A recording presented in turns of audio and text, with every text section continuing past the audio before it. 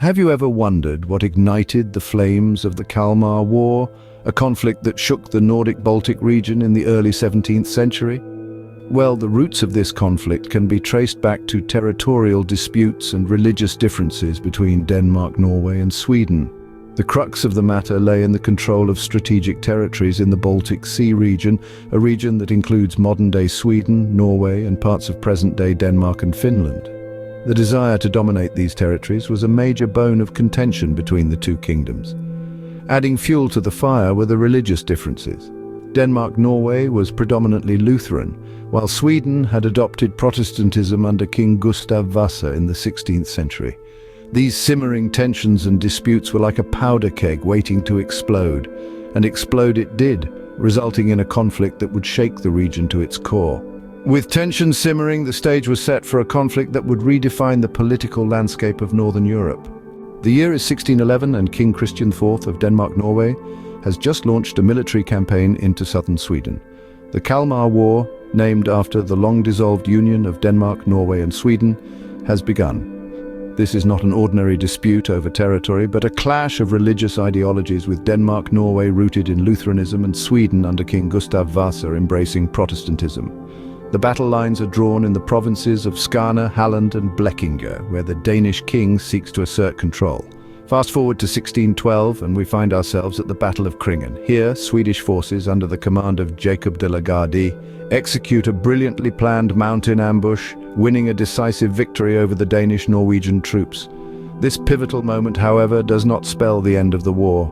In the shadows of the battlefield, other European powers begin to stir. England and the Netherlands, observing from the sidelines, step in to mediate. The bloodshed and turmoil have taken their toll, and both Denmark, Norway and Sweden are starting to see the wisdom of a negotiated settlement. And so, in 1613, the Treaty of Kalmar is signed. It's a return to the status quo, with pre-war territorial boundaries maintained and no significant territorial gains for either side. The Kalmar War, a conflict sparked by territorial disputes and religious differences, has come to an end. Despite the bloodshed and turmoil, both sides eventually realized the need for a negotiated settlement. Thus, the Treaty of Nared was signed in 1613, marking the end of the Kalmar War. With the ink on the Treaty of Kalmar barely dry, one might wonder, what were the consequences of this war? The immediate outcome of the Kalmar War was a return to the status quo ante bellum. This Latin phrase, meaning the state existing before the war, perfectly encapsulates the situation. The Treaty of Kalmar essentially reaffirmed the territorial boundaries that had existed before the war began, with neither Denmark, Norway nor Sweden making any significant territorial gains or losses. However, beneath this seemingly unchanged surface, the currents of rivalry continued to flow strong. The war did not resolve the deep-seated tensions between Denmark, Norway and Sweden. The disputes over territory and influence in the Baltic Sea region persisted, setting the stage for further conflicts and power struggles that would span centuries.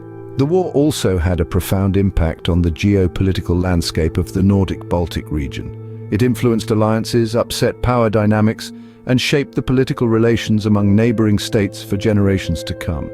The ripples of the Kalmar War were felt far beyond the borders of the kingdoms directly involved.